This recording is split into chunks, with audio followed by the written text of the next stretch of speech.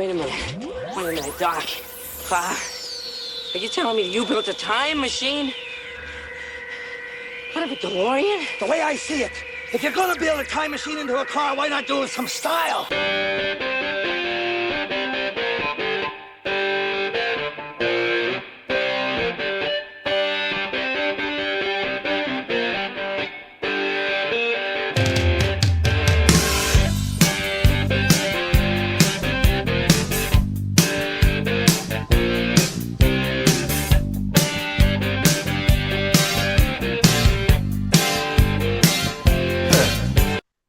Welcome to our special matinee edition of Tuesday Timeline. I'm Ellie. He's Ben. Ben, what's going on?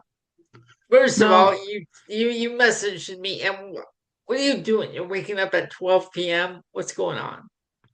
Yeah, I'm typically a late night guy with all of these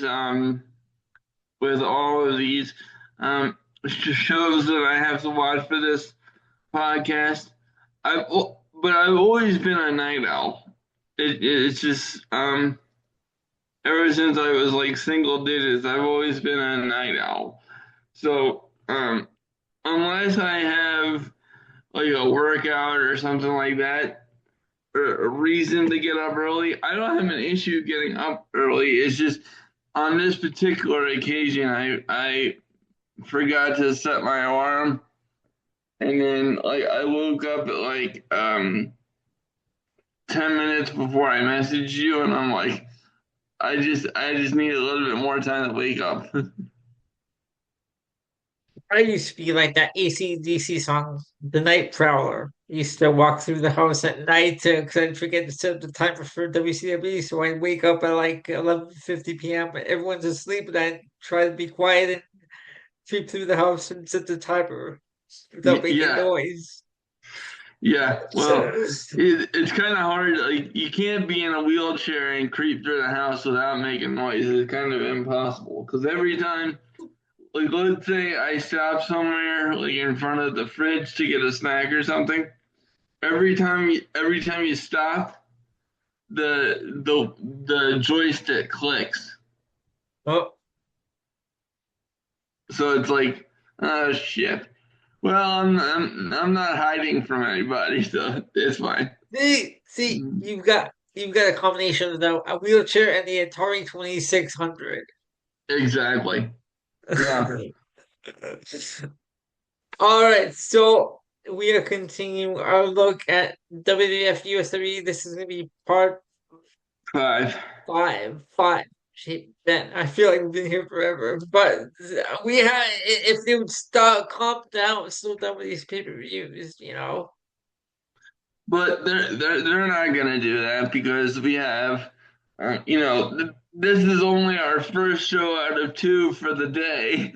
We're not doing a combo show because that would be a little confusing. But after we get through recording this one, which of course, as Elliot just said, is Tuesday Timeline, we're also recording our predictions for Backlash, which will include our review of Raw last night. So it just keeps rolling, which in a way is good, but it's like sometimes I just wish that they would consolidate their pay-per-view schedule a little bit. Because it does make for a lot. Like there are positives to this kind of pay-per-view schedule when it comes to being a podcaster, and then there are also negatives. On the one side, you always have content to go over, which is a good thing. But then on the negative side, it never stops. So I know, right? It's just kind of like pick your poison kind of thing. All right, so before we get into everything, we are going to the lobby because the concierge sent me 2 movie trailers. Let's all go to the lobby. Let's all go to the lobby. Let's all go to the lobby to get ourselves a treat. All right, so the first one is, of course, when I was looking up these movies, I thought Dragon was the only one, but and I was like, well, we did that last week, so we won't be going to any lobby this week. But I found two. First of all, I went back and looked at Dragon on IMDb. That movie was 2 hours exactly. Okay. So yeah, that was a very good movie. Like, which is when you think it's over, you're sitting there like, okay, so it's over. But wait, there's more. But wait, there's more. Yeah. So, so the concierge sent me two trailers, and this is the first one. Hail to the chief, he's the one we all say hail to. Dave Kovic was an ordinary guy Mr. Cole, your government needs your help. who just happened to look like the president. You're a very handsome man. Thank you, Mr. President. Just get rid of the grin. You look like a schmuck. Dave, something has happened to the president. What about the vice president? The vice president is mentally unbalanced. Is this legal? Oh, yeah. Probably. We think so. Yes. Suddenly, Dave has a great job. I can't tell you the whole story. It's kind of a national emergency kind of thing, but you gotta help me cut the budget a little. You gotta cut the budget. He has a great house. Do I need to dial 9? Who does these books? I mean, if I ran my business this way, I'd be out of business. And he has a great wife. Why can't you die from a stroke like everybody else? She hates me. Yes. And the amazing thing is, everyone loves him. God bless you. God bless America!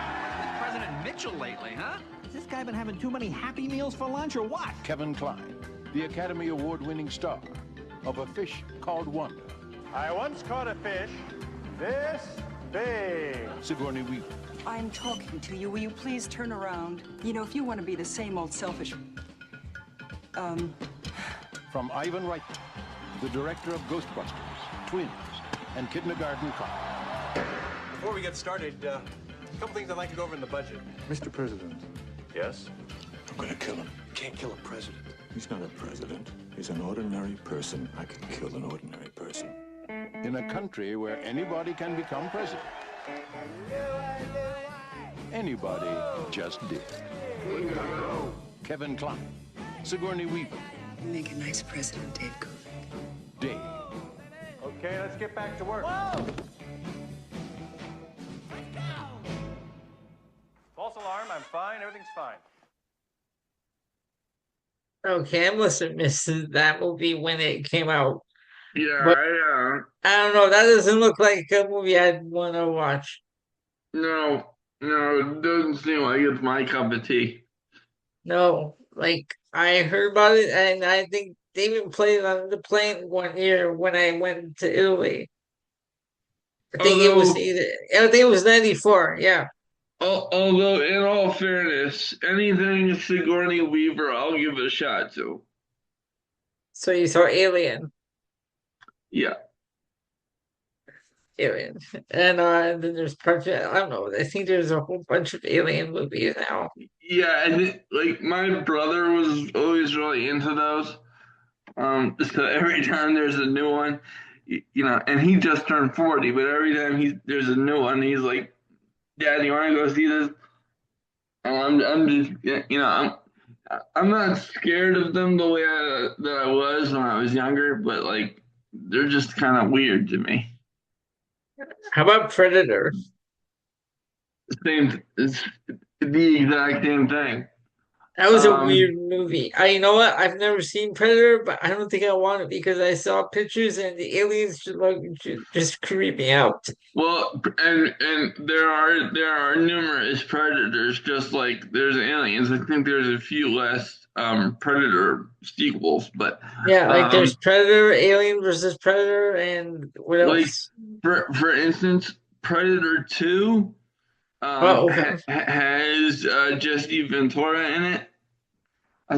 I'm pretty sure we did the trailer for Predator 2 one time on this show because maybe not Tuesday Timeline, but maybe over on the regular show.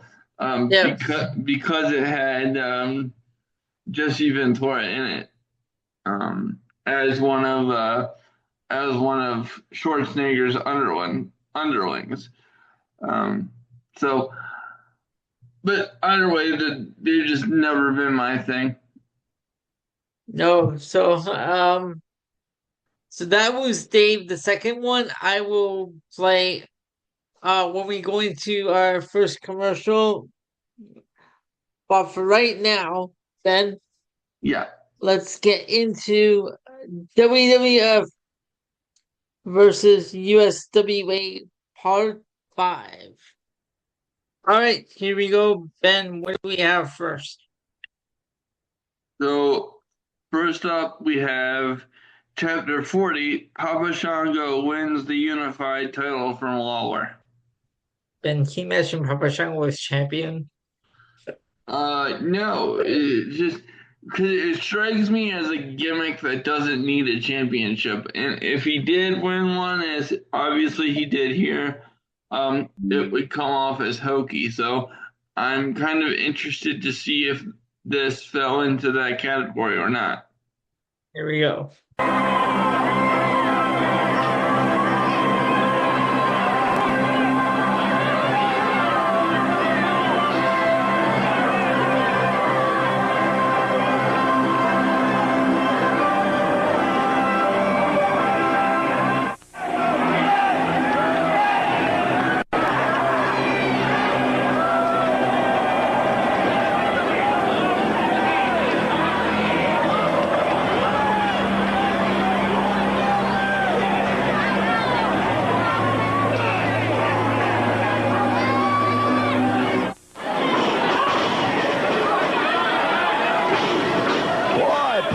Shango, couple of big right hands on Lawler, whips him into the turnbuckle.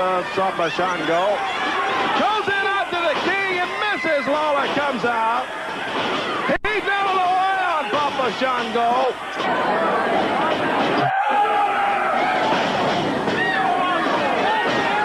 Papa Shango slams Lawler down, comes off the ropes and misses with a big elbow.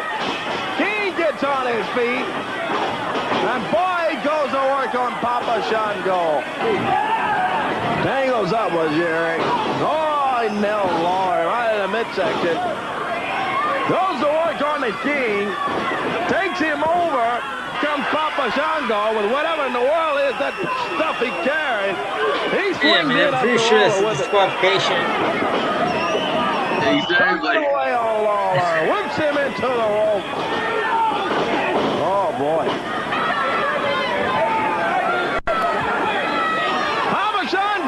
Setting Lawler up. Big suplex on the king. Papa Shango whips Lawler in, picks him up, and just drops him down hard. Lawler out in the middle of the ring. And here comes Papa Shango, and he misses. Lawler gets out of the way. King on his feet now. Oh, boy. Look out, Papa Shango. The stomp of Lawler comes down. Now away on Papa Shango. Sends the big man staggering, does Lawler. Whips him in hard to the rope. Oh, big backdrop from Lawler. Takes him down. Flamingo gets up on the apron. Lawler busts Flamingo a couple of times. Drop kick from the king. Scotty Flamingo still trying to get in the ring. Frank Morel trying to hold him back. But watch out, Papa Shango's on his feet, Derek. Lawler and Morel trying to keep Flamingo out.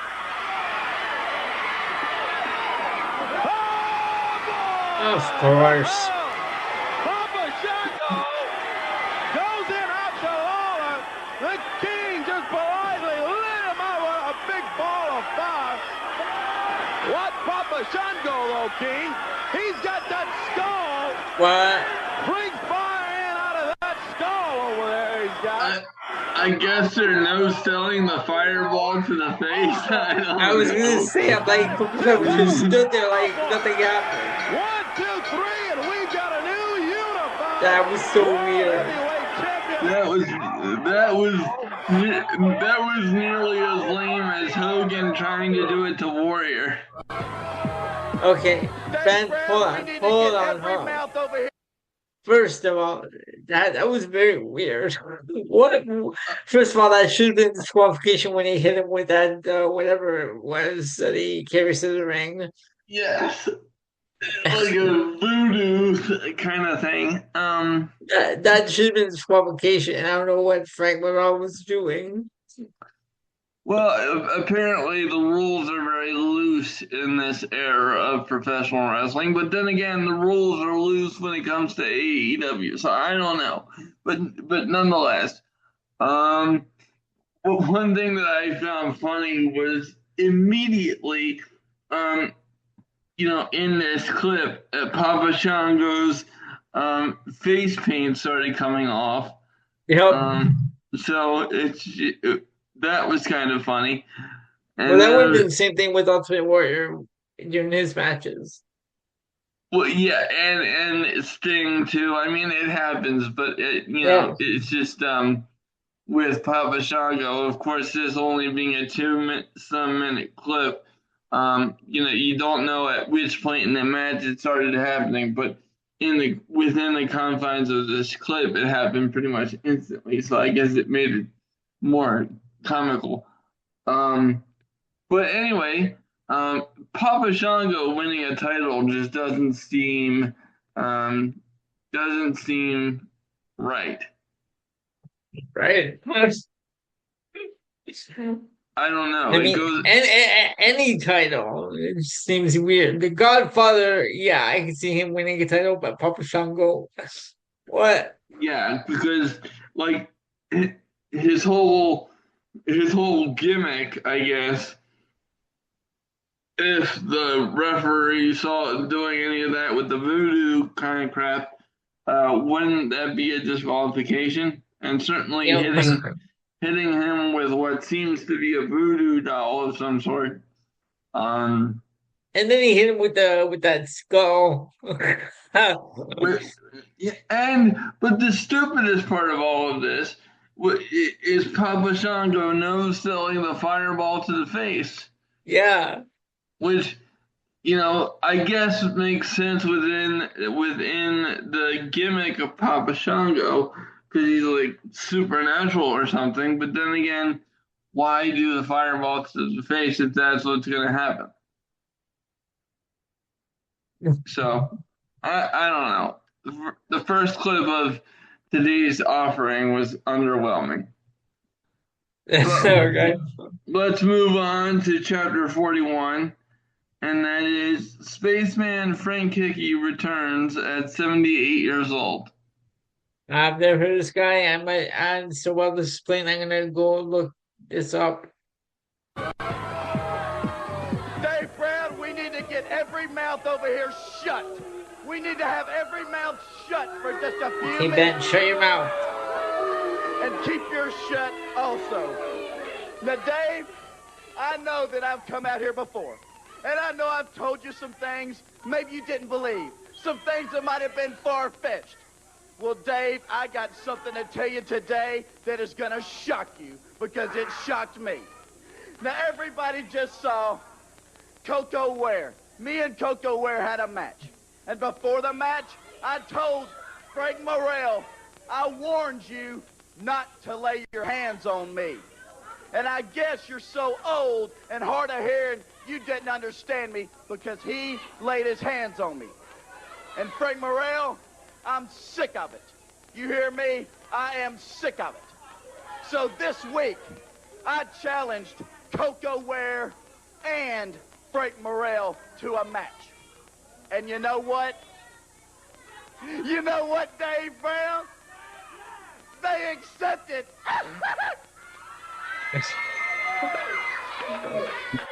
Coco Ware and the old, decrepit coot, Frank Morel, the referee, accepted my challenge. So then, Dave, what I had to do was, I had to go out, listen to me, I had to go out and find myself a tag team partner for this match. And I wanted to find somebody just about the same age as old Frank Morrell. And I thought the only place to find somebody his age would be the cemetery. But you know what? I found somebody. Frank Morrell, you think you're a legend.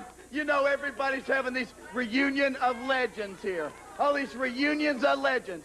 Well, the Four Horsemen ain't got nothing on Brian Christopher. Because I have the legend of all legends. The man that has beat them all. And he's here today.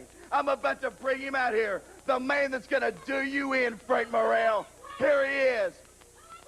Now, I want everybody to treat him with proper respect. You understand me? The spaceman, Frank Hickey. Oh, yeah. Brian, spaceman Frank Hickey is indeed a legend. He is a legend, but... You see this, Frank Morrell? This is the man that is going to hurt you, Frank Morrell. This is the man that is going to hurt every old decrepit bone in your body. Come on, Frank. Come on. What's that? Dave, I'm warning you. That's not what's going on. You better treat him with respect because this man is mean. This man I'm scared. This man is a legend. Why is he walking like a penguin? Frank Hickey, I know. Tell him, Frank, what you're going to do. I'm going to grind him up like I'm going to do Thesz. I did it in Thesz one time in St. Louis, and I can do it again. And Frank Morrell, look out, because I'm coming after you. I might be a little old, but I got a lot of experience. Now, I remember, excuse me, go ahead.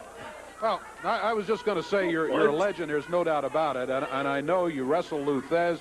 You've wrestled all the great ones. You beat them. But, I don't know, Prime and all of that. Well, I knew Frank Morrell when he was... I used to carry his bag to the ring from the parking lot, pretty near 5 miles away. It sounds like. But what he's forgetting to tell you is that was in 1910, wasn't it? That is how old Frank Morrell is. No. That was in 1910 that this man used to carry Frank Morrell's bags to the Coliseum. No, Frank Morrell's not that. Oh my God! Ladies and gentlemen, and when I went to Frank Hickey, turn around so everybody can see it. Let's turn around. Let's turn around here. Okay, get a wide shot. I want a wide shot of this man. Okay, when I went to this man and I said, "Hey, will you do me a favor? I got somebody that I need to be taken care of." Frank Morrell. You know what he said? You know what he said? Tell him what you said. Frank Morrell used to work at the glue factory. That's all I knew him of. He said, "Isn't Frank Morrell dead? Isn't he dead? I thought he was dead by now." Say, was he dead? Was he dead? No. I'm not sure, but what you got going Frank Morrell on? confused with somebody else. No, Frank Morrell. This is great, Dave. Brian, this is ridiculous as well. I have a legend out here, and we're going to take care of you, Frank Morrell. Okay, hang on. Pause this. We're going to break from tradition. Pause this for a second. So, ladies and gentlemen, I have to semi-apologize. Usually we don't pause in the middle of a clip, but I was very confused because obviously I was a little bamboozled by the gimmick and of course Brian Christopher's introduction of Frank Hickey. Originally I thought this was a joke, so I had to look. He waddled up to the interview platform like a penguin. Like, what's going on? Well, and no disrespect to the gentleman, of course, but honestly, I thought it was a joke, so I had to pause and look him up, and apparently, Spaceman Frank Hickey is a real wrestler. So he does have that credibility. The issue is, from what I'm looking at, he retired in 1978. So what that means is he came back in he retired in 1974, and then he came back for this brief little 2-match feud in 1993. So you mean to tell me he came back 19 years later And, you know, he died shortly after this, so it's just like, I'm very confused. I don't know. But I was gone. I was also looking up some additional information, which Elio will get into. But suffice to say, I think the term legend is being used loosely here. Elio, why don't we delve a little deeper into the history of Frank Hickey? So Brian Christopher said that Frank Hickey was carrying Frank Morrell's bags in 1910. That is impossible because Frank Hickey was born on March 10th, 1915 in San Francisco, California. Passed away December 8, 1993. He's billed as hailing from outer space and made his debut in 1941 and retired on May 15, 1993. He competed in the WWF in 1964 against Bruno Sammartino, Bobo Brazil, Bill Watts, Pedro Morales, Arnold Skol, and Miguel Monsoon. Then he returned in '93 to the USWA for this short feud, and he was a one-time heavyweight champion for Jack Pfeffer Promotions. Yes, but it also says in that same description that he retired from wrestling officially in 1974 before coming back for this in 1983. Yes, I saw it. Yeah, well, because you already mentioned that part. That's why I didn't bring it up again. Yeah, but I just want to make sure that we clarify that because I don't want to confuse the audience. But sorry. Quick add-on. Yeah. Jack Pfeffer was an American professional wrestling promoter during the early to mid 20th century, and pioneered an earlier form of sports entertainment, as he was one of the first promoters to visualize the pro wrestling business in the mode of theater. Okay.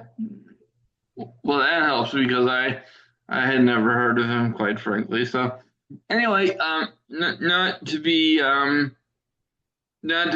disrespectful or anything, but honestly, I had to take a brief pause to do some research because, honestly, from the tone of this promo, I literally thought that Brian Christopher was bringing this guy out here as a joke. So, without further ado, let's get back into the clip and finish up chapter 41. He's not a wannabe. He's not old. This man is in shape. This man is not in the shape of a prune like you. You understand? You're in over your head. This man is going to take care of you. Show him what you got here. Show him what you got. Brian, I don't believe that. Got me, baby. I don't believe this. We're going to take a break here. After he gets through with you, Frank Morrell, you're all mine, Coco Ware. You're all mine.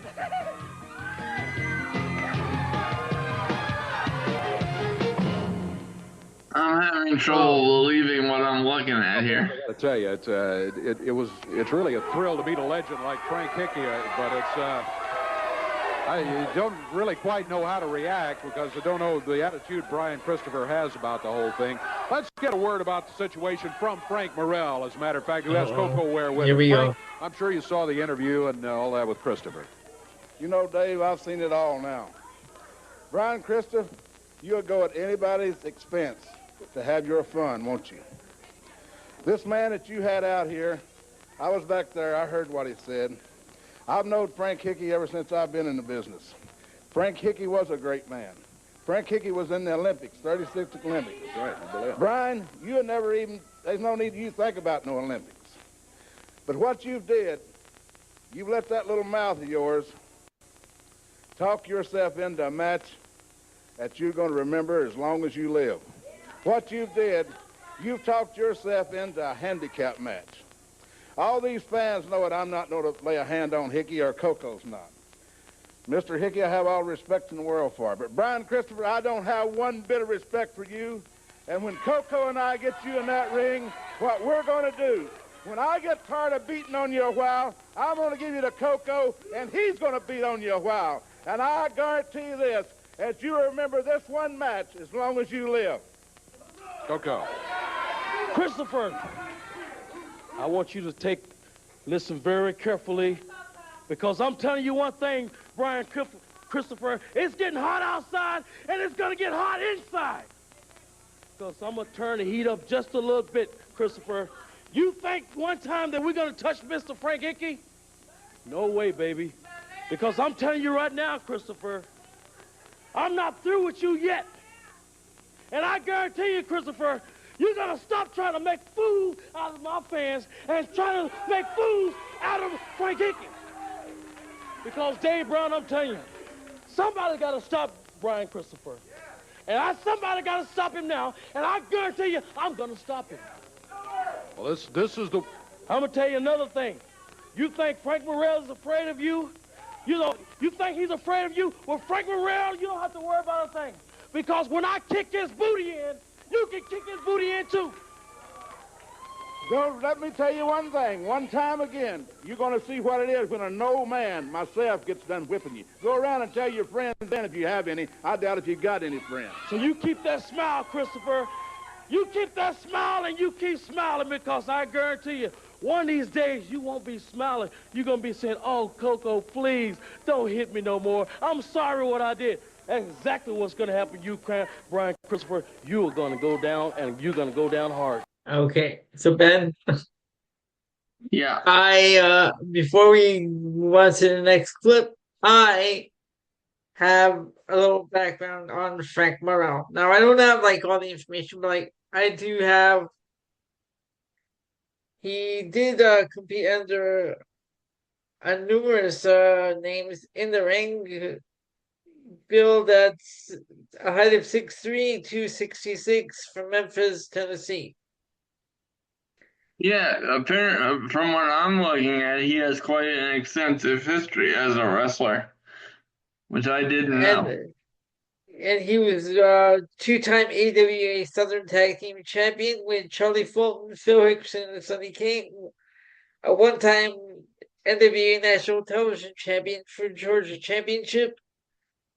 An NWA Gulf Coast Tag Team Champion with Eddie Sullivan, Mid-South NWA Tri-State Tag Champion, and Mid-America World Tag Champions for NWA Mid-America, and the Western State Tag Team Champion with NWA Western State Sports.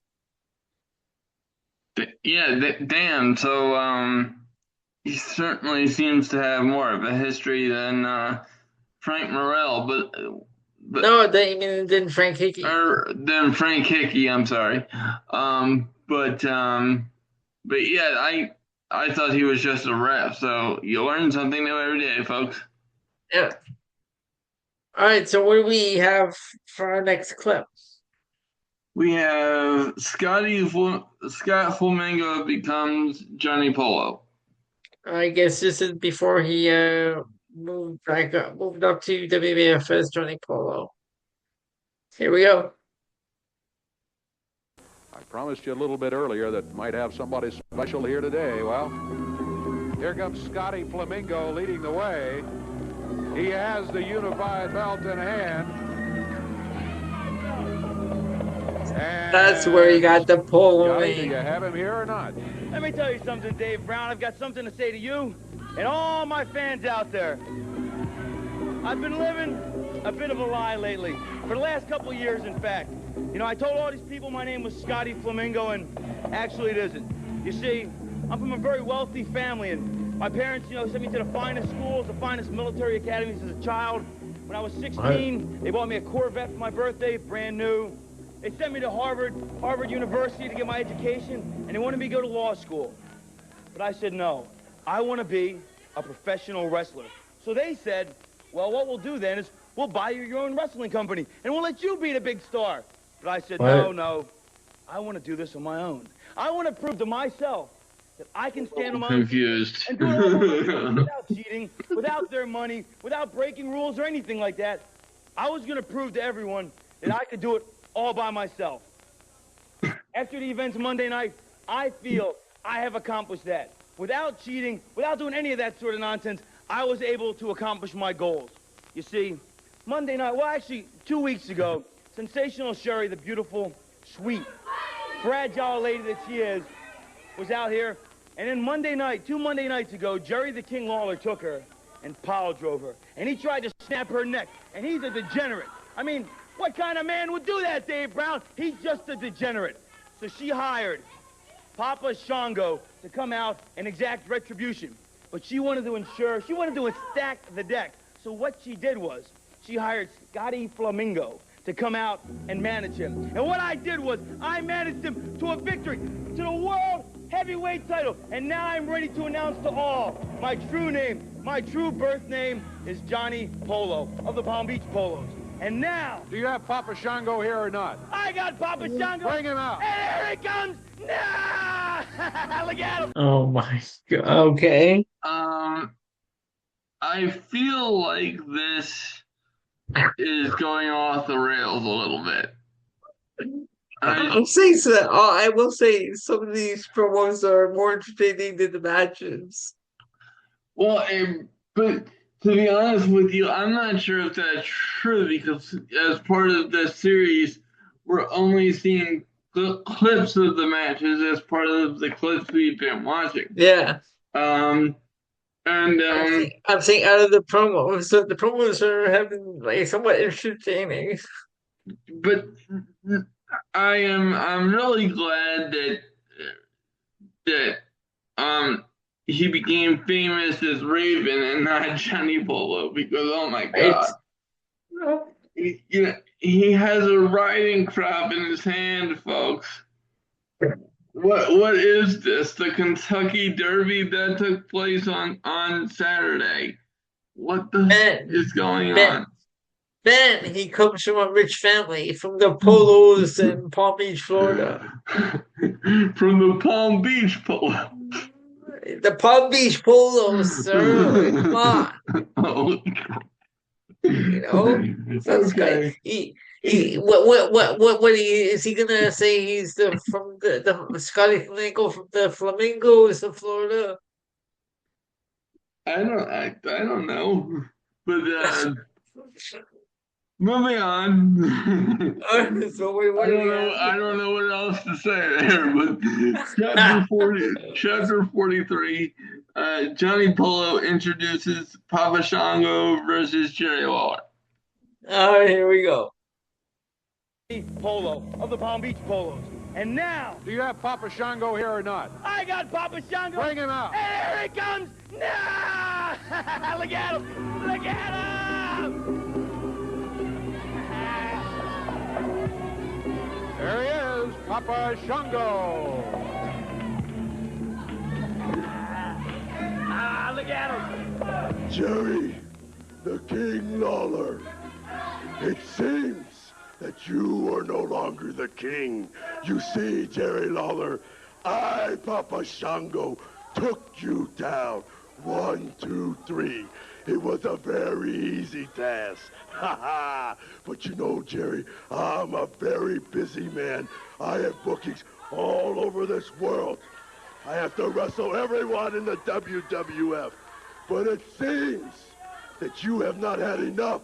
It seems that you want your title back. Number one, it is not your title anymore. It is Papa Shango's. I have better things to do than to come down to stinking Memphis, Tennessee to face you. But the WWF tells me that I have to come back for you. So I will, Jerry Lawler. And you see, under the thunderclouds of any dark night, we will meet at the crossroads. And it will be at that time that we will see who the real champion is.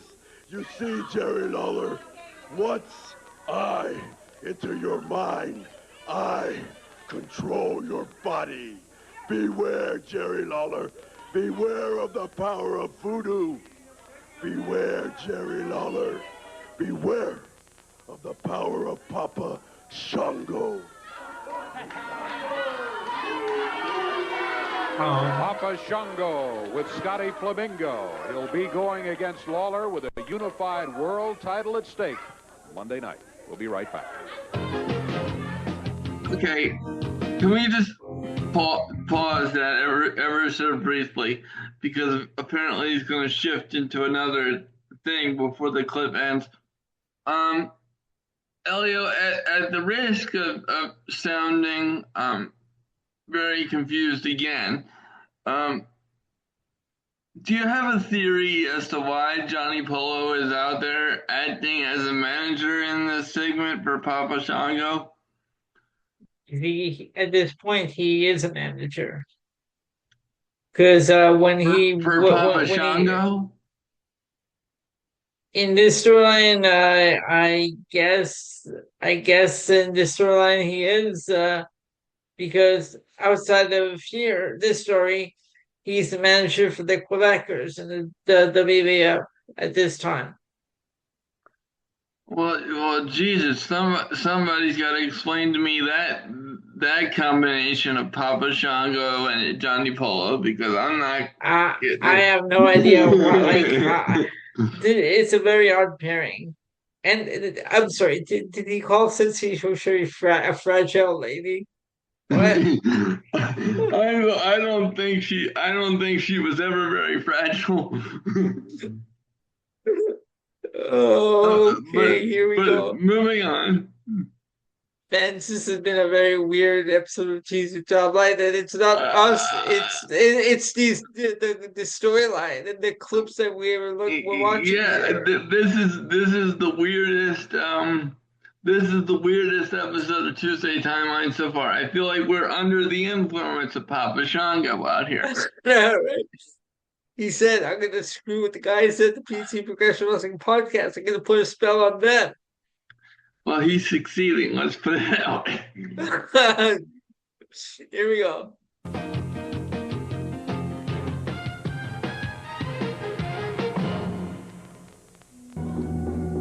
That's Jerry Lynn in the ring right there, and it's a non-title match, but coming into the area right now, the brand new USWA another featured ECW wrestler champion, Papa Shango. Of course. Headed this way at this moment.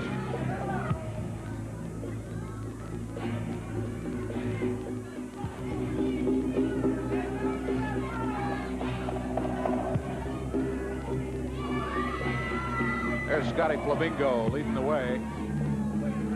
And so far, no sign of Papa Shango. Where is he, Scotty? He's coming. Johnny Polo here with the world title. In just a moment, we're going to see Papa Shango destroy this fool in the ring. There he is, Papa Shango right there, headed for the ring. He steps up the ring apron, his opponent standing there waiting. Again, it's a non-title match. This guy's huge. He steps over the top rope. Look at him. Look at him. Jerry Lynn. Jerry Lynn's a coward. You see him jump out the ring? I'm begging Jerry Lynn to get in the ring. He'll get in the ring. He's going to be going against Papa Shango as Shango hangs that smoking skull over one of the ring posts. Then removes the cape and the other paraphernalia. Paul Neighbors, the referee, calls for the bell, and we are underway. Again, it's a non-title match. Shango, the holder of the unified belt. He won it from Jerry Lawler. Jerry Lynn's head goes smashing into the turnbuckle. Shango follows up with a right hand. Referee Paul Neighbors trying to count him back. Across the ring, Jerry Lynn. Jerry Lynn comes up punching with a right hand. That doesn't do him any good. Shango just drives him back down to the mat. Shango stands about 6'6". He's huge. Oh, my goodness. Jerry Lynn already has had a long, long day. Papa Shango has him over the shoulder, drops him down in the center of the ring.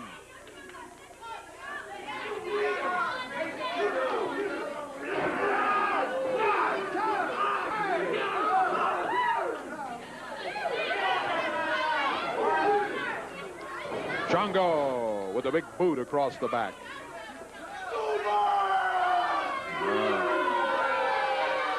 He's awesome, there's no doubt about it. Most of you fans know him. You've seen him in the WWF. Maybe you saw him in that championship match against the King in which he won the unified belt. Shango slides a foot at right boot off the forehead of Jerry Lynn.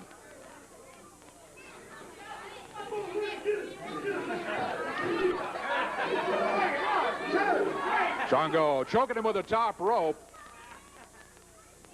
Scotty Flamingo over on the left of the screen here.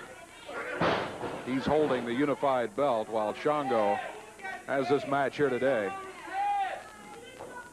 Dave Brown, I'm begging you to find an opponent. Look at him, he's just destroying him. He destroyed the King Monday night, took the world title, destroying this guy. There isn't a man in the USWA that can stop Papa Shango. Well, that's the word from Scotty Flamingo out here in some kind of riding gear, claiming to be Flamingo, that's Johnny Polo. Johnny Polo. Johnny Polo. Yeah, Scotty Flamingo as we know him. There's a count of 3. This one's all over. And Papa Shango has just defeated young Jerry Lynn. He adds a little insult to injury as he steps over, heads back to the corner to collect the gear of Papa Shango. That skull still smoking. Now he walks around with a little celebration. Walks over to his defeated opponent. Goes through a little ritual. And as he walks away, he stepped on his head one more time. Papa Shango. He's the unified world title holder. We'll be back with more from the USWA. My main goal was to try to show the wrestling world that I felt like there should only be one recognized world champion. My goal started in 1988 when I won the AWA World Championship from Mr. Perfect Kurt Hennig. And then I issued the challenge to all the other champions. And as everybody knows, only one of them accepted, Kerry Von Erich. And I was able to win the world-class title along with the AWA title. That's where the unified title came about. Since that time, I have defended the title against wrestlers from other organizations. Wrestlers from the WCW, from the WWF have come in here, as well as all the challengers from the USWA. And I knew in the back of my mind that the most important goal was to not let the USWA title fall into the hands of somebody that was wrestling mainly for one of the other organizations, because then our company, and I feel like this as our organization right here in Memphis and in the southeast region, I feel like the USWA is, you know, it's our organization. That was our title, and these other guys I've always looked at as being outsiders coming in trying to take what is ours. And that's what, you know, it always gave me that little bit of extra, you know, when times really got tough, to reach back and get that something extra, to hang on to that belt for the fans here, for our organization. And now, as I said, it's not a very good feeling to have to come out here and face the fact that after last week, the USWA Unified World Heavyweight Championship is now in the hands of Papa Shango and, more importantly, a wrestler from the World Wrestling Federation. And in the contract, fortunately, there was a return clause. Had he lost, he would have gotten one more return match, one more shot at the title. But fortunately, even though I lost, I got one more shot at the title. Now, I'm certain that if I don't make good on my title shot right now, Papa Shango will be more than happy to head right back to the WWF and take that title belt with him. And as far as our chances, or mine, or Jeff's, or anybody's, Coco's, or anybody here in the USWA of getting another title shot, I'm sure it'll be slim and none. So let me tell you something, Papa Shango. You know, I've always prided myself on being a man that wouldn't hesitate when it came to getting things real hot down there at the Coliseum.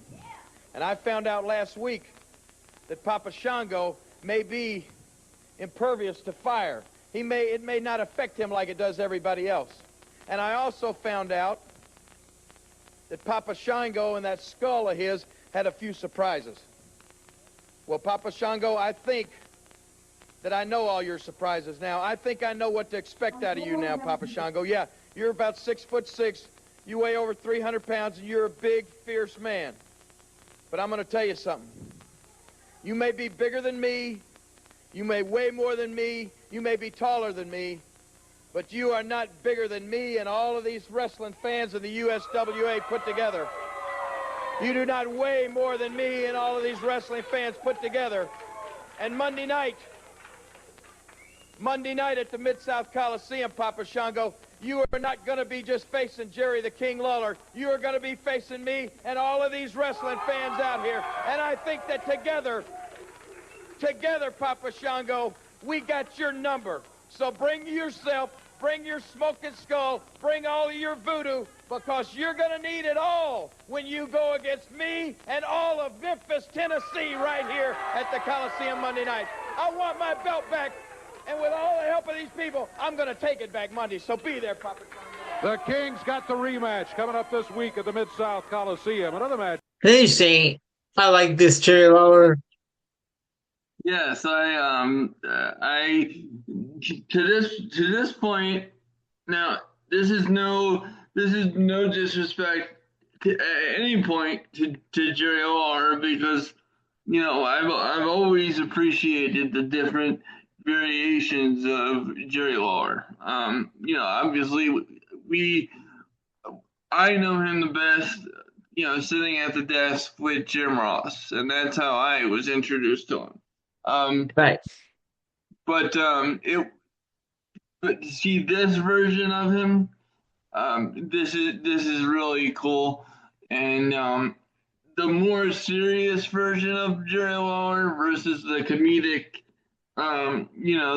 thing with the puppies and all that other stuff, I prefer this version for sure. Yep. All right, we are going to take a break because we need it. Exactly, man. Especially with this week's clips. Yeah, definitely. So Ben, the concierge sent me the second movie trailer. Now, everyone knows Basic Instinct, Sharon Stone. However, a year after Basic Instinct, we got another movie, and this one is called Sliver. Have you heard of this one? No, I have not. Here we go with the second trailer. This is Sliver.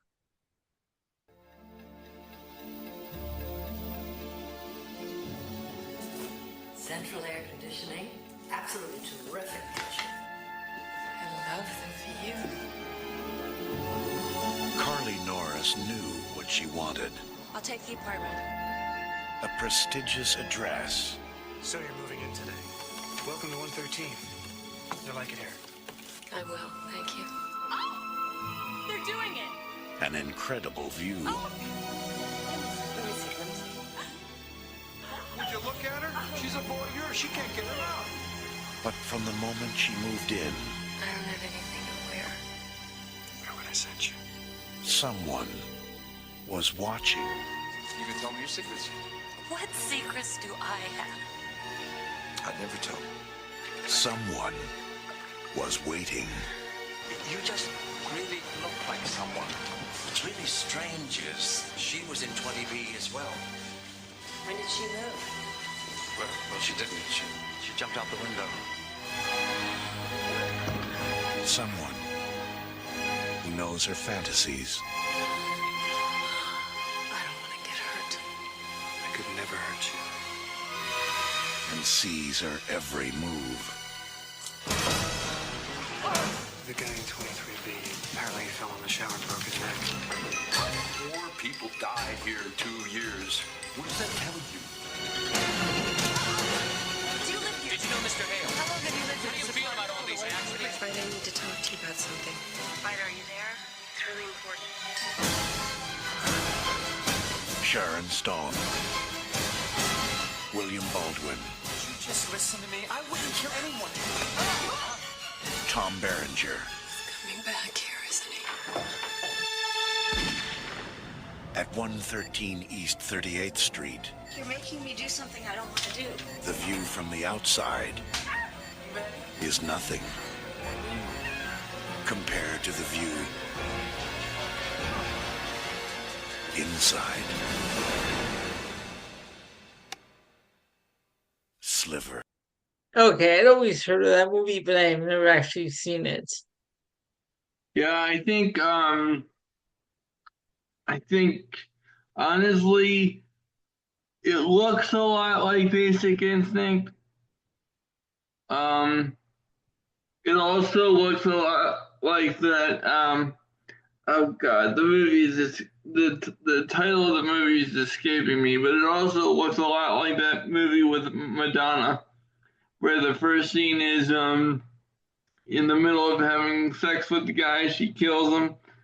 Oh God, what is the name of No, that? it's not from the same year, is it? Oh, no, no, Let me. no, it's that's Basic Instinct. That was Sharon Stone where she killed the guy with the ice pick. Uh, um. Yeah. Well. Okay. Well, then that scene is. But then there's another one with There's another movie with Madonna and Willem Dafoe that looks a lot like Sliver. That's Oh, okay. that's escaping me. I'm gonna look that up because Fans, it's we just. back shortly. Plus, I gotta set up the next set of chapters. All right, so you found the movie. Yeah, I did. So this movie reminds me a lot of Body of Evidence from 1993. I guess that, They both came out the same year. Yeah. yeah. So I guess there's a lot of similarities because of one, because of the time, and two, because of the stars, of course, being Madonna and Sharon Stone. I'll take Sharon Stone, for sure, over Madonna, but that's just me. But nonetheless, Yeah. I'm gonna give you one movie to watch. This one is 1991, so the timeline's passed for this to do this one. But we can do it like on another episode of the main show. But this yeah. movie's called Deceived. I believe I would say Goldie Hawn and John Hurd. Okay. Yeah. All right, Ben. Here we go. We have the next set of chapters 45 to 50, and will be the end of part 5. Papa Shango fireballs Johnny Polo. Can we stop with the fireballs? I know. God. All All right, come on. Here we go. And another. Billy Travis has it back in the corner. Look out, Master of Terror jumps in. Here's Lawler. Everybody's in the ring. We got a free-for-all going on.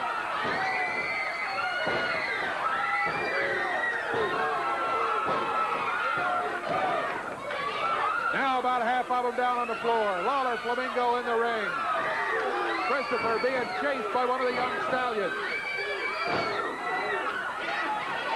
Across the way, Billy Travis and the Master of Terror. Steve Marino, J.C. Ice going at it. They're all over the place, fans. In the ring, that's Marino and Lawler.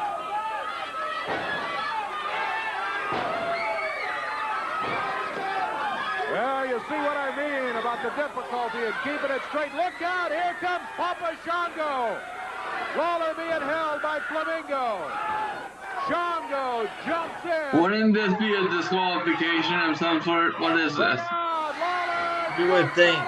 What is going on? And Shango hits Scotty Flamingo with a fire. Count it 1, 2, 3. Lawler gets the victory for his team. Shango hit the wrong guy. We'll be back. What? Okay, that was a little confusing.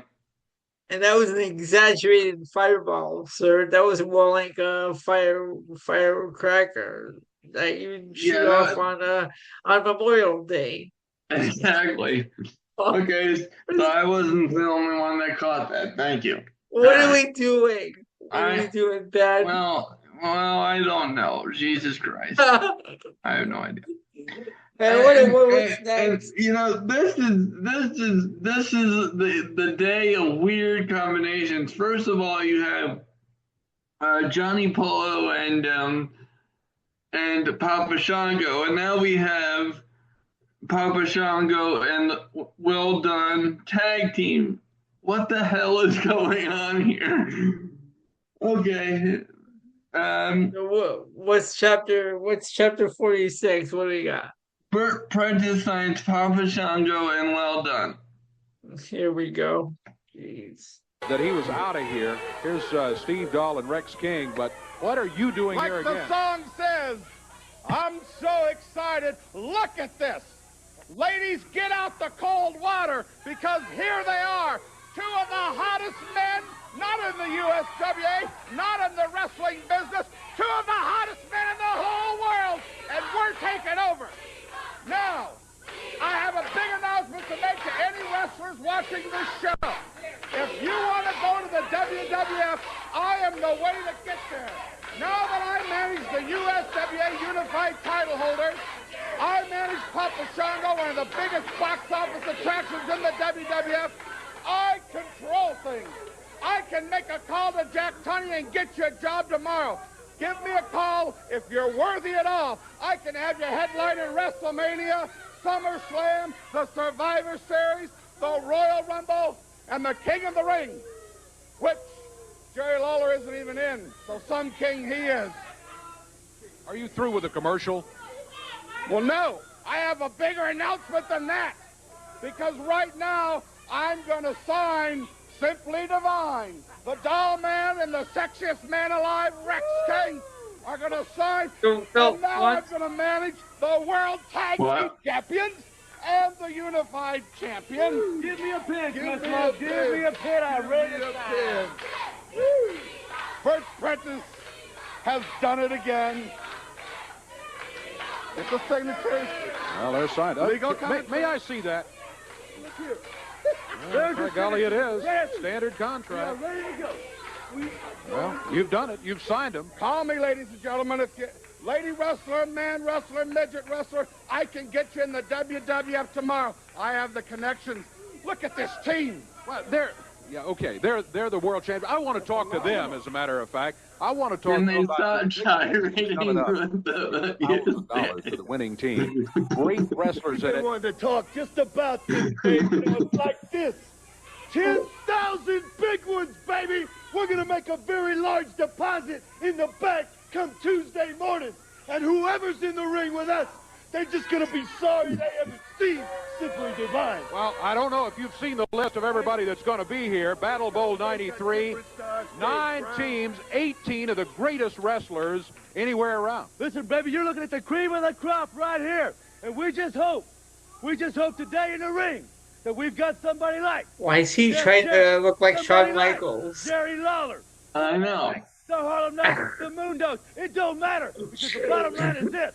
When we get done with our opponents today, there'll be 16 men. We're cutting them down. We're going to lower the odds. We're walking out with all the gold, all the money, the WWF, and the whole ball of wax. Because it's like this, Dave Brown, when you're the greatest team in the sport of professional wrestling today. They don't just call you a great tag team. What do they call you, baby? They call you Simply Divine. Rex King. And I want to tell you one Make other it thing. stop. I smoke in all the arenas because when these two I think I'm gonna excuse. Girls. Take it up, baby. Steve Dahl and Rex King. Simply Divine, they call themselves. They wear the USWA tag team titles.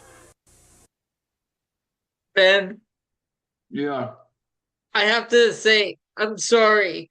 I know you woke up today. You wanted to go about your day, clean your bathroom because I know we have painters coming over.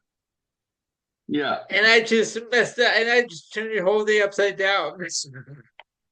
Well, it definitely took a unsatisfying turn. Good God in heaven! I was not expecting these flips. Let me ask you a question. Do we have Well Done appearing in any more clips from today's show? You know what? Let me check because I do have this list open in front of me. So we are, what chapter are we on right now? 47. 47. So we have them in the no, yeah, we have them in this chapter 47. We have them in 48, and that's about it. Let me see if we have them in the final one. Nope, we have them in the next two, and then that's it for today. Oh, thank God. All right. And I prefer that they weren't anymore because I can't take any more of their gyrating, but you know. Sir, let me tell you something. They were way different in WWF when they were known as Timothy Well and Stephen Dunn. Well, whatever they are in this iteration, it's terrible. Yeah, here they're known as Rex. Here they're known as Rex King and Steve Dahl. Yes, simply divine. I think I prefer well done, just like my mom prefers her food. But you know what I wish was well done.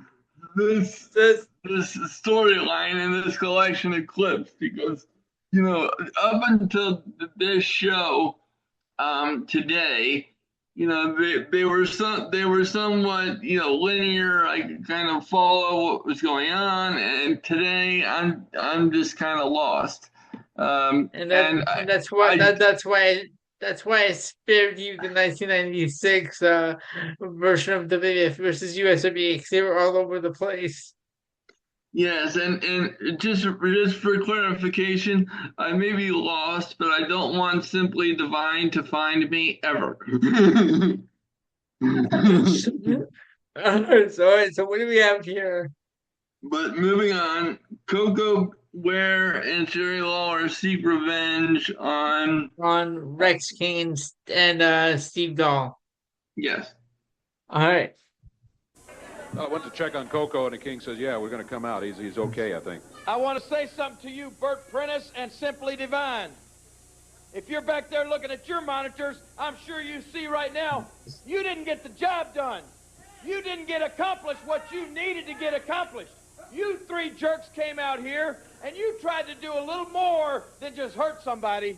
You tried to do a little more than just put somebody out of commission. And we know what you tried to do. But like I said, as you can see, you didn't get the job done. Because unlike you, Bert Prentice, Coco Ware is a man. And this is a man right here that can take anything that you three idiots can dish out.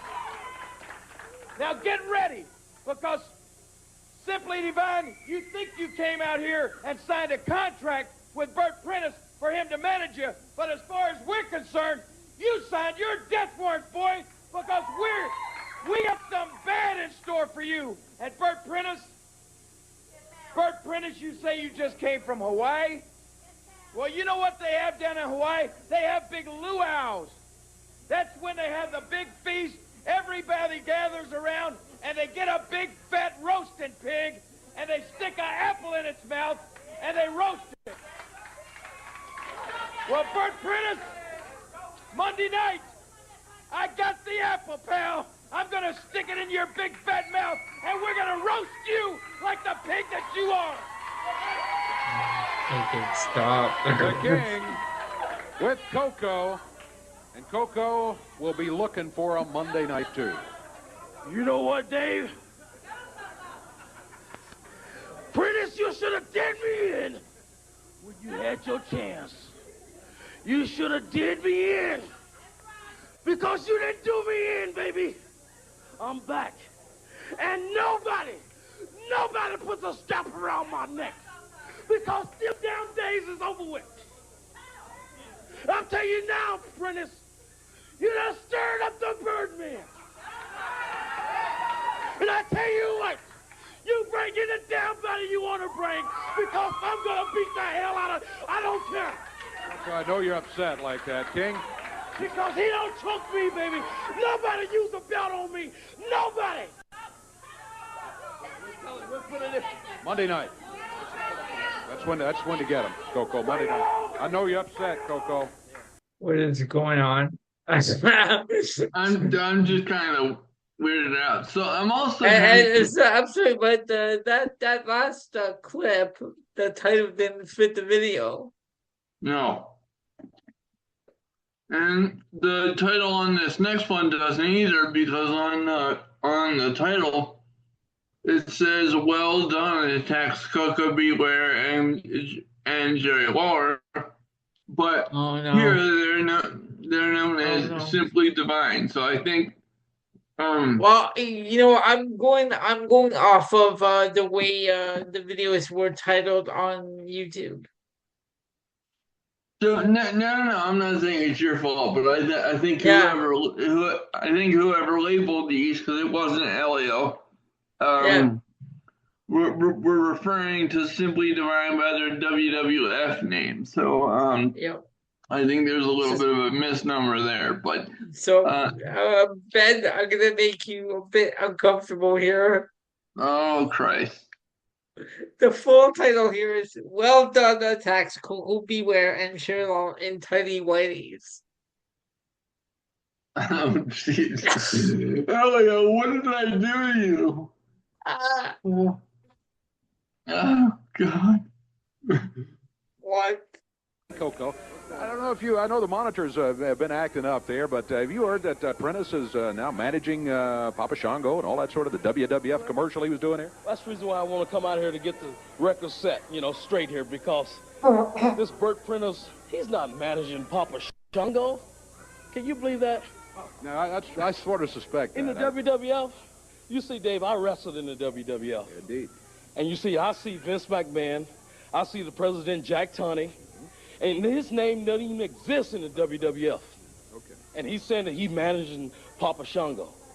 I'm telling you, and he's saying that he can get guys in WrestleMania, SummerSlam. He can't get nobody in the WWF. If he could, he would be in the WWF himself. He would be right in WWF himself. Yeah, well, I think you're right. I think there's no doubt about it. He's a con man. That's all he is. Here he comes right here, and I guess... Number one, these are all my fans, and you're not going to come out and lie to them on national television. I do manage Papa Shango, and you better be able to back up what your big mouth is saying, punk. Good well you don't manage in Papa Shango. What's wrong with you, you big goof? You know you don't manage in Papa Shango. Nobody knows you in WWF. Should we embarrass this idiot right now? I guess he hasn't done it enough. Yeah, let's do it anyway. I figured you'd be dumb enough to try to come out here and challenge me. You want some proof? Hey, Rex, come on out here. Come on, buddy. Let's show this idiot some proof. I shouldn't have to prove myself to nobody. But these people know I've never told a lie in my life. There is my proof. Hey, why don't you put this in your pipe and smoke it, boy? Well, I tell you what. That's a unified belt. If you manage the Papa Shango, he's a goof anyway. And if you're going to manage these guys, they're a goof too, because you're nothing but a con artist. You understand that? You're a con man. No. Apologize to the people. You got out here and told them a lie. He's a liar. You are a liar. You lied to the people. Admit you lied. And you know what you're going to do to these boys here? You're cutting them out of their money. You're going to take nothing but 40% out of their money. Who do you think you are? That's right. You're going to take... Who do you think you are? Oh! Coco nailed Bert Prentice, but King and Doll Simply Divine jump on Coco. It's 2 against 1, 3 against 1 with Prentice out here. Now it's about 2.5 against 1 counting Prentice. Prentice and King and Doll all jumping on Coco Ware. They got him up in the ring. Get him out of there. They will not do this to me. Get him out of there, Bert. They jump on referee TD still. Yeah, TD was out there, and they jumped him. That's what they did. Oh, they got it wrapped around Coco's throat. Coco needs some help. I don't know if those monitors are fixed. Is Guy Coffey over here? Oh, boy. Rex King has got the belt wrapped around Coco's neck. Choking Coco with it while Steve Dahl puts pressure. Oh, man. Hey, come on, Bert. Yeah, there comes. Here, Thank you, Guy. Coco, beware, you're not going to have to worry about a WWF, because I'm going to end it. Nobody's going to try to humiliate me. Oh, get him out of here, Bert, is what you ought to do. You get him out of here. Man, this is ridiculous. They jump on Coco Ware, Simply Divine, King and Doll. And Bert Prentice, loving every minute of it. I don't know, but we do need help for Coco. I don't know, Jerry and Jeff. Did you get a chance to punch? Well, yeah, the Hutchings brothers came out here to help. Guy, if you're over here. Prentice, get him out of here. Come on, man, get him out of here. Boy, they continue choking Coco with that belt. Man, that's horrible. Here comes Lawler. My goodness. Hey, the King comes out. And Lawler, I guess Blue Eye Lawler might be in the shower in there. Yeah, after his match, he was in the shower, looks like. But thank goodness, Guy was able to find him and get him. We need a respirator at ringside. Putting up with that stuff. Get out of here. While they attend to Coco, let's take a break here and we'll check on him. Here, and I don't know. All right, Ben. My God, Elio, we still got two more. We still got two more clips of this. Two more. This one and chapter 50, and that's the end of part 5. Part 5.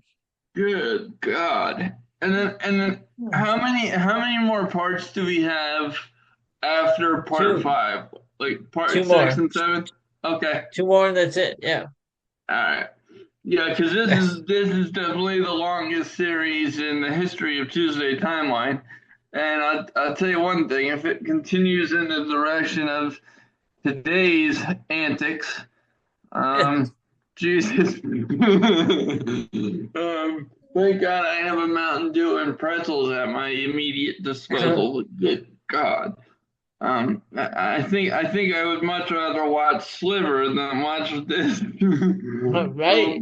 But nonetheless, chapter 49, Johnny Polo gifts Nanny Simpson to Brian and Christopher. I have no idea who Nanny Simpson is unless they meant Nancy Simpson. Unless they meant Nancy Simpson, which I still don't know who that is. But here we go. If I'm talking to Scotty Flamingo or Johnny Polo, you idiot. Johnny Polo. Give me this. Now, the reason I'm out here, Brian, I know you're kind of wondering yourself why you're out here, but I needed you out here because I got to say, I'm in the greatest mood, Dave Brown. I'm ecstatic. I am like the happiest camper running about, and it's all because of my best friend, Brian Christopher. See, my best friend, Brian Christopher, everyone knows me and him ride up and down the highways. We fly planes together. We do everything together. I mean, everything. And, well, a couple weeks ago, I was a little depressed. I was in a bit of a blue funk. I was sad. I was blue. And, well, Brian Christopher, this philosopher, this wise man, he said to me, Scotty, I know why you're depressed. Because you're not being yourself. He said, you got to be Johnny Polo, what you are. You're being Scotty Flamingo. You're trying to please all these people, all these fans. Because you notice, I never try and please the fans. I do what I want to do. I say what I want to say. And that's why I'm so successful. And Scotty, and he started calling me Johnny because that's my real name. He said, Johnny, he's the only one that knew. He said, Johnny, you got to be yourself. You got to be Johnny Polo. And ever since then, man, I've been so happy. I've been ecstatic, man. My life has turned around. Everything's going great for me. The world has changed. Man, it's phenomenal. It's phenomenal. My best friend. Oh, it's great, Dave. And now, so I think to myself, I said, man, I got to repay Brian Christopher for giving Johnny Polo back his life. Now he's made me a happy man. And hold on, wait right here, hold on. Johnny Polo is left, but he's happy. There's no doubt about it. He's a much happier man, isn't he, Dave Brown? He's left. No. What is this? This is the gift you brought him? Shut up, Dave Brown. This is my interview. Now, Brian, do you know what this is? Yeah, that's a broom. Look at that, Dave. He knows what it is. He knows that this is a broom. Not only is he a philosopher, but he's a very bright man. Oh, my God. You know what this is, Brian? Look at it. He knows that's a mop. Two out of two. See, everyone knows what these things are, but it's like a tragedy because I never knew what these things were. I didn't know what these cleaning supplies, these implements, these tools of the bourgeoisie were. I had no idea because I'd always led. Oh, my God. Ever since I was a little baby in my crib, my parents used to have English nannies come and take care of me. They'd powder my bottom. You know, they would tuck me in. If I got a little scared at night, You know, they would tell me a bedtime story, tell me everything was okay, give me a little, sing me a little lullaby, and they took care of me all through my entire life. And now, you know, when I was 16, I got to pick my own nannies. That's pretty cool. Anyway, but now I want to repay Brian Christopher for all he's done for Johnny Polo, and I want to give you my nanny. Oh my God! I don't need What? a nanny. Oh my God! I got 3 of them. It's okay. I'll give you one of them. Look, I'm telling you. No, I don't want no old English lady messing with my stuff. I don't need a nanny. Seriously, Look, Brian, we're best friends, right? I really don't need one, Scotty. Look, we're best friends. Try it out. Just try it for 2 or 3 weeks. If it don't work, okay? If it don't work, well then we'll say we tried and it didn't work. But it's the least I can do to repay you for what you've done to me. Made me Johnny Polo again, a happy camper, man. I'm a bullion. I'm filled with a zest for life. Please, here, close your eyes. Let me bring out. Oh my God! What the fuck is happening here? All right. Hold on. Okay. Well, let's see here, friends. I want to call him Johnny Polo's nanny, coming out here to repay Brian Christopher. Oh my goodness. What? Brian Christopher. Okay, Brian. Okay. You know my name is Fifi. Here's your new nanny. What is going I on? told you, man. Great, isn't it? Look at her. Look at her. That's nothing like what I expected. You know, she'll take care of you. She'll tuck you in at night. You know, she'll sing you a little story, sing you a little lullaby. What? The car. You know, if you got a hair out, fix it. Just like that. Show him. Miss Simpson is the best nanny. You know what? I have to Google this. It's gonna bother me. Like, what the? I don't know what to say, Scotty, except thank you. Make it stop. Oh, dear God, make it stop. Look how happy he is. That's the kind of joy. Take her with you. Take her with you. Look at the joy he's brought me. I'm bringing him some joy, David. I feel like Santa Claus today, man. Oh my God! I want to go back and talk to him, man. This is great. Well, going to commercial is one of the better ideas I've heard the last 4 or 5 minutes. Let's do that, and we'll be back with more from the USWA. I can't believe what you just did. Elio. That is Fifi. Elio. What? Yes. Can I ask you a question? Sure. Do you mind if I don't hug you the way that Johnny Polo was hugging Brian Christopher? Oh my God, make it stop. What is going on? You know what? I mean, we are best friends, and I understand that, but can I not hug you like that? Please don't. Okay, so you know what? Seriously, I looked up Nanny Simpson, okay? Yeah. So her name is Tony Adams, and I believe she is the ex-wife of gentleman Chris Adams. Uh-huh. And, while they were in world-class championship wrestling. Yeah, well, and we know Chris Adams as the trainer of Stone Cold Steve Austin, and we also know that Chris Adams was not a very good guy. So, but yeah.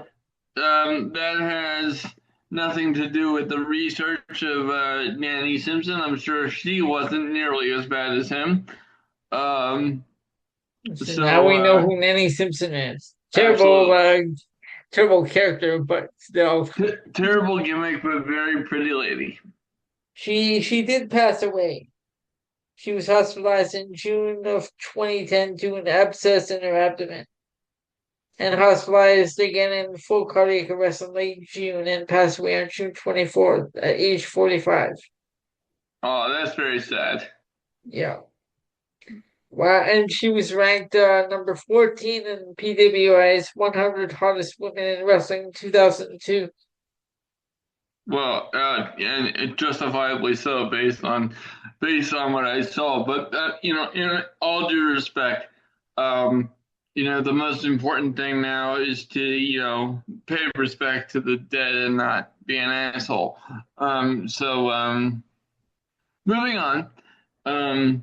But at least now we know who she is, and may she rest in peace. Absolutely. Now, Ben, this before you go on, this is the last chapter for the day.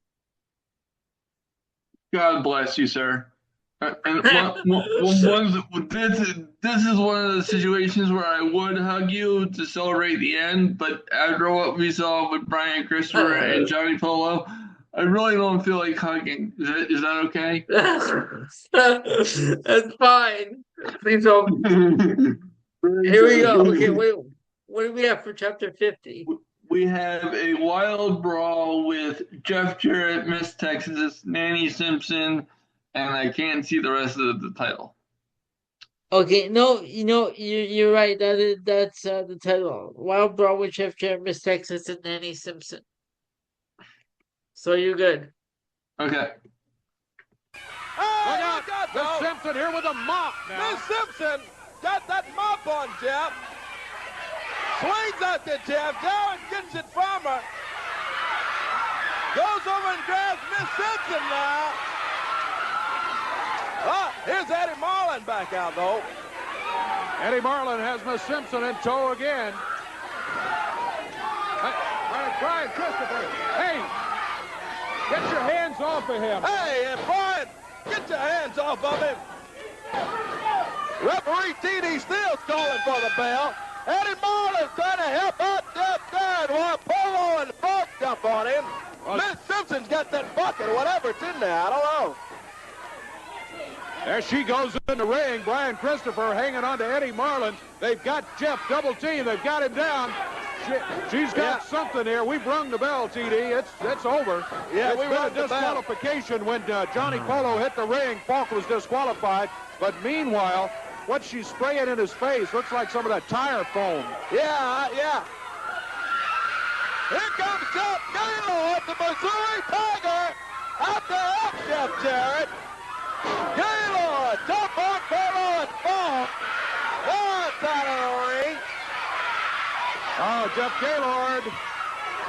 Gaylord went after Miss Simpson. She got out of there. Well, he has finally succeeded in clearing the ring. Now he's trying to get Brian Christopher loose so that get Eddie Marlin loose from Brian Christopher. Oh, they double up on him. Yeah, they knocked Gaylord over by the desk. Oh, look out.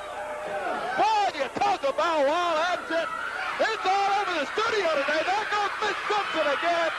She's got the other broom. Slams down on Jeff Jarrett with it. Boy, look at her water away on Jeff. Jarrett. Stuff all over his face. And boy, Miss Simpson breaks the broom. Look out now. Here comes Miss Texas. Miss Texas will even that up real quick as she goes after Miss Simpson.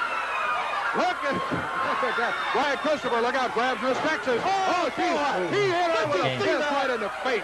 Come on, Brian. That part was incredible. Oh, man. I don't like that at all. No. Christopher just nails away on Miss Texas. Slams her down hard. Miss Simpson kicking away on Miss Texas. Eddie Marlin's out on the floor. No order in this one, boy. Action all over the studio. Johnny Polo and Tony Falk have Jeff Gaylord down on the floor, and they've just shoved Eddie Marlin down. Brian Christopher continues to jump up and down on Jeff Jarrett in the ring, while Miss Simpson is now choking Miss Texas. Here comes the King. Here comes Coco Beware. Oh, look at Lawler. He's trying to grab a hold of Miss Simpson. She slides under there and hightails it out quickly. Boy, let me tell you. This Miss Simpson has been something else today. And as Christopher.